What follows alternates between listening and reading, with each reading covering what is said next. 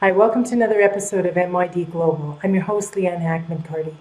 Sometimes you just wonder, when's it going to end?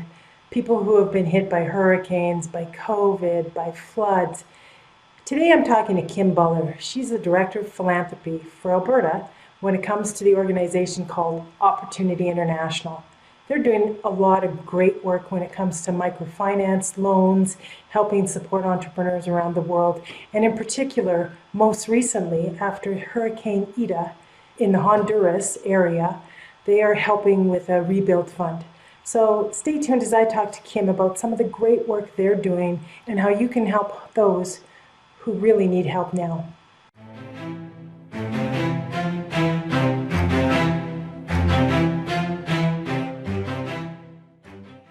Hi, Kim. How are you today?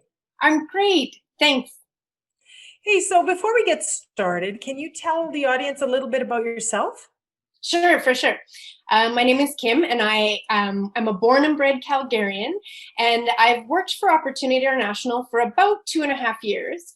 Before then, my background is in teaching. So I have my Bachelor of Education from the U of C, and I've been doing educating all throughout my life in between raising my family.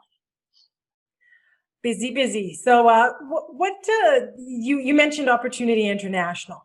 So tell the viewers a little bit about the organization and what it does. Sure, for sure.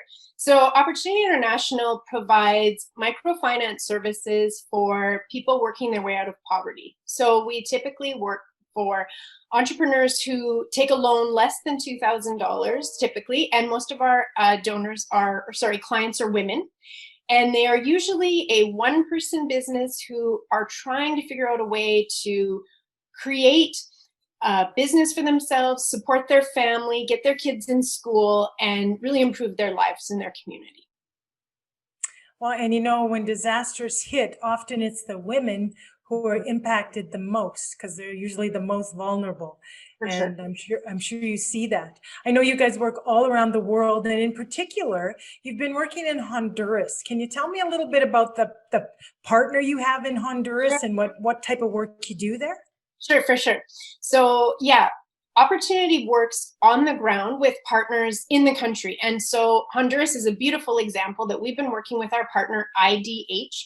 I would give you the Spanish, but it would not be pretty. And so we'll just use the acronym IDH. And they have been in the microfinance business for about 45 years. Opportunity partnered with them starting in 1999, and they have 20 field offices, and they service about 13,000 clients. Most of them individual, most of them getting loans under $2,000.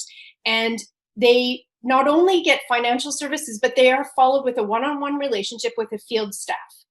They are given training on things like financial literacy and savings and access to that, but as well, they're taught leadership, personal rights, other ways to care for their family, care for themselves. So there becomes this relationship between the field officer and the client. So Opportunity believes in the financial power, but it also believes in leadership and education. And one of the most beautiful stories I heard is some of our field staff actually contracted COVID, and from bed, they were still making their weekly mentor phone calls to their clients to check in on them because the relationships become so important.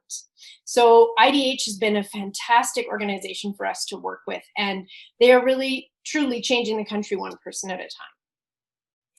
So I know that recently there was a hurricane that hit Honduras along the coast there. Can you talk a little bit about what happened, the impact? Sure, for sure. So, as we all know, COVID was already affecting Honduras, and then on November 3rd and 4th, Hurricane Eta just blew through, and it impacted mostly the northern part of the country. And then a week later, Hurricane Iota kind of came and it skirted the bottom of the country. And so the hurricanes were devastating. And also, one thing that happened was the government, in order to prevent mass flooding in the cities, opened dams. So a lot of towns were also affected with this overflow of floodwater from the initial hurricanes. So I'll share with you 4 ways that the hurricane really impacted the country. The first is food scarcity.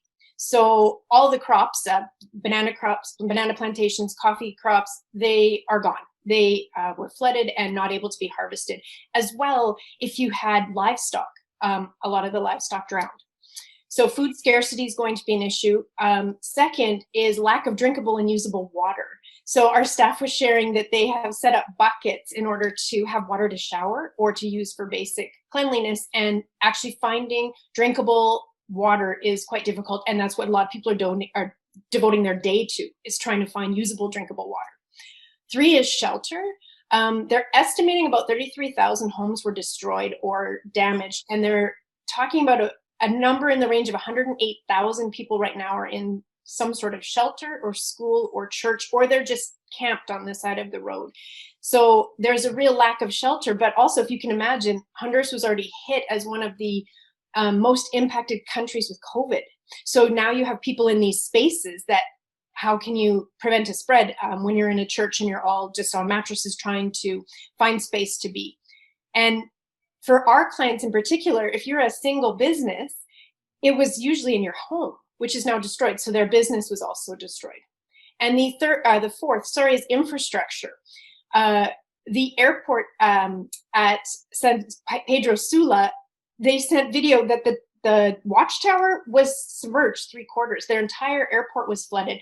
So that affects relief coming in. It affects, transportation. And then they're estimating about 250 roads were damaged. 80 bridges were either washed out or damaged. And so getting to rural clients or getting people help is completely hindered. One of our staff was saying there's this bridge that in 1999 was wiped out by Hurricane Mitch, and they finished it in 2019, only to have it destroyed by Eta. So it took 20 years to complete it, and now it's destroyed again. So actual infrastructure and getting around the country is a huge issue right now. So, I mean, obviously, people need jobs. They need, the security, the loans that you were providing was helping their businesses. And now this kind of 2-3 hits all at once. I mean, you just think, wow. And the fact is that even before this COVID started, it was a depressed part of the world. Absolutely. So just curious, you guys had Opportunity International has put together a fund, right? Honduras Rebuild Fund. Can you talk a little bit about what the goal is, how people can get involved and donate, what your actual, financial goal for the fund is, and where the money will go? Yeah, absolutely. Awesome. So right after Eta hit, we decided to create an emergency relief fund right away. We knew that this would be devastating, and they're actually estimating that the cost is in the 36 million US range from that one hurricane, the damage. So we didn't put an upper limit on our goal. We just wanted to help as much as we could, and all the money is going right down to IDH so that they can use it right on the ground. So they are doing things like, we have 20 offices, 14 of the 20 have been damaged or destroyed. So we're going to try to rebuild those offices. Keeping staff employed, because staff is often the only contact a lot of these clients have. So getting them back, trying to figure out ways that they can get in contact with some of our clients that we haven't heard from since the hurricane. Things like maybe finding ways that we can partner with some relief agencies and just checking in with clients if they are even doing okay with food and shelter and basics. Now, in terms of our businesses, so some of them are still able to go ahead. So for those instances, maybe we're going to do some loan refinancing, but for some, there may be a need for loan forgiveness. If you think of maybe someone who's lost their complete crop, or maybe they had assets in animals and the animals are gone. So they might need help with a completely new fund to restart a business. So all of our money is going to be kind of used to get in contact with our clients and help them figure out the next step, which right now seems overwhelming, but in time. Yeah, that's great. And I do lots of work with businesses after hurricanes and disasters. And a big thing is it's forgivable loans. It's grants. It's, they can't repay what is on the books. And so you've got to be flexible and allow them, give them some leeway. So, thank you for what you're doing. Oh, thanks. I just was thinking of that analogy, like if you're already struggling and then on top of that, you have weekly payments due, right? Like, so that you're right, that loan forgiveness really is able to oh my gosh, give them a break in a completely unimaginable situation. Yeah. So if people want to donate, they go to the Opportunity International website? Correct. Yes. Sorry. Yes. So there we have a Honduras relief. It's called the Honduras Rebuild Fund, and there's a link directly on there, and I can provide you the link as well. And it takes you right to our page and our site, and it gives you an update exactly what we're doing. We've identified currently 543 clients who've completely lost their business, and again, we haven't been in touch with all our clients. So as we're hearing from them, we're trying to figure out, okay, how can we best serve you right now from all the different areas. So yes, our fund is right on our website, opportunityinternational.ca. Great. Well, I'll put that in the description as well as the video. So before we wrap up, Kim, is there anything else maybe I didn't ask you about that you wanted to mention? Sure. I think one thing I get often asked is, how do you sort of not feel like this is overwhelming, or how do you feel like you can make a difference, because it seems so incredibly big? And Francisco, who's our CEO or our director there in Honduras, he was talking to me last week, and he said, you know what, we can't give up because our clients don't give up.